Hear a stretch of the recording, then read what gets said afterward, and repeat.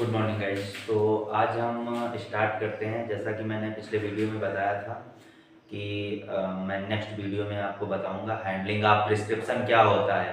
ठीक है, तो इसके पहले मैंने आपको पढ़ाया था कि प्रिस्क्रिप्शन क्या होता है, प्रिस्क्रिप्शन के टाइप क्या होते हैं और ये कितने टाइप से लिखे जाते हैं, और जो है प्रिस्क्रिप्शन के पार्ट क्या होते हैं। तो ये सारा कुछ उसमें क्लियर हो गया था।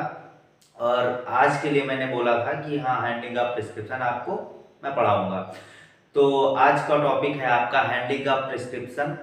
जैसे कि कल ही मैंने बता दिया था कि जब डॉक्टर पर्चा लिखेगा और पेशेंट को देगा तो वो पेशेंट फार्मासिस्ट के पास लेके जाएगा, तो फार्मासिस्ट उसको हैंडल कैसे करेगा, मतलब उसके ऊपर कार्रवाई करके मेडिसिन कैसे देगा। तो उसी के टॉपिक से रिलेटेड आज आपको मैं स्टेप बाय स्टेप बताऊंगा कि हैंडलिंग ऑफ प्रिस्क्रिप्शन क्या होता है। ठीक है, तो आइए देख लेते हैं। तो ये रहा हैंडलिंग ऑफ प्रिस्क्रिप्शन। ठीक है, तो हैंडलिंग ऑफ प्रिस्क्रिप्शन मतलब वो ये है कि जो डॉक्टर ने पर्चा लिखा हुआ है, पेशेंट को दिया है कि जाइए आप फार्मासिस्ट से मेडिसिन ले लीजिए। ठीक है, तो आपका क्या काम होता है, आप उस पर्चे को लेके जाते हैं फार्मासिस्ट स्टोर पे और आप क्या करते हैं, जो है उसको देते हैं पर्चा। तो वो पर्चा देखता है और उसमें मेडिसिन वगैरह लिखी होती हैं और कितनी डोज देनी है वो लिखी होती है और सारा कुछ उसमें मेंशन होता है। तो जब आप पर्चा एक फार्मासिस्ट को देंगे तो फार्मासिस्ट उसको क्या करेगा, सबसे पहला जो उसका काम होता है वो होता है, देख लीजिए स्क्रीन पे, reading and checking. Reading and checking का मतलब होता है कि वो पर्चा लेगा, केयरफुल्ली उसको पढ़ेगा, पढ़ने के बाद उसको चेक करेगा। भाई अगर कोई ऐसा पर्चा आया कि जैसे उसको समझ में ही ना आए कि वो मेडिसिन क्या लिखी है, तो उस कंडीशन में क्या होगा कि कुछ एरर्स आ जाएंगे। ठीक है, हो सकता है आप में पैरासीटामॉल लिखी हो, उसने डाइक्लोफेनेक दे दिया आपको, या उसमें कोई स्लीप इंड्यूसिंग ड्रग लिखी हो, उसने कोई और आपको ड्रग दे दिया। तो उससे क्या होगा, आपकी बॉडी पे साइड इफेक्ट्स आएंगे। तो इसलिए ये प्रोसेस बहुत ज़्यादा ज़रूरी होता है फार्मासिस्ट के लिए कि वो अच्छे से उस पर्चे को रीड करे और उसको चेक करें। ठीक है, देन उसके बाद क्या आता है, रीडिंग एंड चेकिंग के बाद, रीडिंग एंड चेकिंग के बाद आता है कलेक्ट द मटेरियल। ठीक है, रीड करेगा, फिर चेक करेगा, फिर क्या करेगा, कलेक्ट करेगा क्या, मटेरियल। ठीक है, कौन सा मटेरियल कलेक्ट करेगा, जो उसमें ड्रग लिखी हुई है उसका मटेरियल कलेक्ट करेगा। किसके लिए, कंपाउंडिंग करने के लिए, जो कि उस पर्चे में साल्ट लिखा हुआ है। ठीक है, वो क्या करेगा, कलेक्ट द मटेरियल, मटेरियल को कलेक्ट करेगा, देन क्या करेगा, उसको डोज कैलकुलेशन करेगा। डोज कैलकुलेशन मतलब क्या होता है, आपको पता होना चाहिए कि जो डोज कैलकुलेशन होती है, भाई 6 महीने का बेबी हुआ, साल भर का बच्चा हुआ, या 6 साल का हुआ, 8 साल का हुआ, 10 साल का हुआ, या एडल्ट एज वाला कोई हुआ 18 साल से ऊपर। ठीक है, तो उस केस में क्या होता है, सबको अलग अलग डोज दी जाती है। ऐसा नहीं है कि एक 20 साल वाले पेशेंट को पैरासीटामॉल हाई पावर की दे दी गई, तो ऐसा नहीं कि छोटा सा जो बच्चा है उसको भी आप 500 mg, 450 mg या 650 mg दे दें, ऐसा कुछ नहीं होता। उसके लिए पर्टिकुलर एक फार्मूला होता है जिसपे डोज को कैलकुलेट किया जाता है कि ये बच्चा इतने साल का है और इसको कितनी डोज देनी है।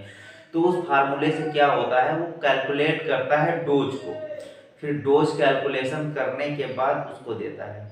ठीक है, उसकी एज के अकॉर्डिंग। फिर क्या करता है, डोज कैलकुलेट हो गई, पहले तो उसने पर्चा लिया, रीड किया, चेक किया, उसके बाद क्या किया, कलेक्ट द मटेरियल, मटेरियल को कलेक्ट किया। फिर क्या किया, जब मटेरियल को कलेक्ट कर लिया तो क्या कर दिया, डोज को कैलकुलेट कर दिया। जब डोज को कैलकुलेट कर दिया देन उसके बाद क्या प्रोसेस आएगा, वो सिंपल वे में उसको कंपाउंडिंग करेगा। क्या करेगा नेक्स्ट, कंपाउंडिंग। ठीक है, कंपाउंडिंग करने के बाद क्या करेगा, कंपाउंडिंग करने के बाद अब उसकी मेडिसिन जो भी आपको देनी है वो पूरी तरह से प्रिपेयर हो चुकी है। फिर वो क्या करेगा, भाई अब जब मेडिसिन प्रिपेयर हो गई है, अब उसको डिस्पेंस करनी है, तो सबसे पहले तो उसको स्टोर करेगा।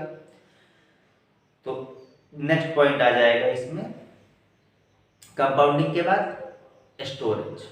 ठीक, उसको स्टोर कर दिया किसमें, वेल क्लोज्ड कंटेनर में, ताकि उसमें कोई भी एडिशनल सब्सटेंस जो बाहर के हैं एटमॉस्फेयर में, जो धूल के कण वगैरह है उसमें ना चले जाएं, या कुछ भी उसमें कोई भी एरर ना आए, इसकी वजह से उसको वेल क्लोज्ड कंटेनर में स्टोर करते हैं। देन क्या करते हैं, सबसे जो मेन प्रोसेस होता है कोई भी मेडिसिन बनाने का, वो होती है लेवलिंग। ठीक है, वो लेबलिंग करेगा। लेबलिंग करने के बाद लेबल में क्या क्या मेंशन होता है मैं आपको बता दूं। लेबल में तो जो कंपनी उस ड्रग को बना रही है या जो भी ड्रग को बना रहा है उसका पूरा नेम होता है, रजिस्ट्रेशन नंबर होता है। देन बहुत महत्वपूर्ण है जो जो कि बहुत ज्यादा इंपॉर्टेंट है, उसमें ड्रग नेम लिखा होता है, ड्रग की क्वांट मतलब एमजी लिखी होती है कि ये ड्रग कितने एमजी में है। ठीक है, और ड्रग की डोज लिखी होती है कि ये कौन सी डोज में है। ठीक है, और जो सबसे ज्यादा अच्छी बात है, मैन्युफैक्चरिंग डेट, मतलब ये किस डेट में बनाई गई है, मैन्युफैक्चर हुई है, और किस डेट में इसकी एक्सपायरी होगी आने वाले दिनों में। तो उसमें क्या होता है, आपका क्या क्या मेंशन होता है लेबलिंग में, आपका ड्रग का नाम मेंशन होगा। ठीक है, आपका मैन्युफैक्चरिंग डेट मेंशन होगी, आपकी एक्सपायरी डेट मेंशन होगी। तो ये सारी डिटेल उसमें मेंशन होती हैं ताकि कोई एक्सपायर मेडिसिन आप ना खा सकें। ठीक है, वरना फिर बॉडी में साइड इफेक्ट्स होंगे, आपको प्रॉब्लम हो सकती है। ठीक है, जब वो लेबल वगैरह कर लेगा, फिर देन क्या करेगा उसको, भाई उसने पर्चा लिया, रीड एंड चेक कर लिया, उसके बाद कलेक्ट द मटेरियल हो गया, मटेरियल को उसने कलेक्ट कर लिया, फिर कैलकुलेट डोज, डोज को उसने कैलकुलेट कर लिया, फिर क्या किया, उसको स्टोर कर लिया, कंपाउंडिंग कर लिया, कंपाउंडिंग करने के बाद उसको वेल क्लोज्ड कंटेनर में स्टोर कर लिया, स्टोर करने के बाद देन उसको लेबलिंग कर दी। अब उसका पूरा प्रोसेस कंप्लीट हो चुका है। अब बचा है केवल उस फार्मासिस्ट को वो मेडिसिन उठा के पेशेंट को डिस्पेंस करने की।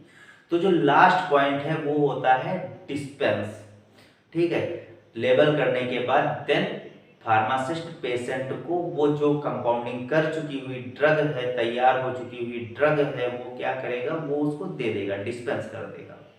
ठीक है, तो ये सारा कुछ होता है। ठीक है, और आज की वीडियो यहीं खत्म करते हैं। नेक्स्ट वीडियो में आपका स्टार्ट कर देंगे हम इनकम्पैटिबिलिटी।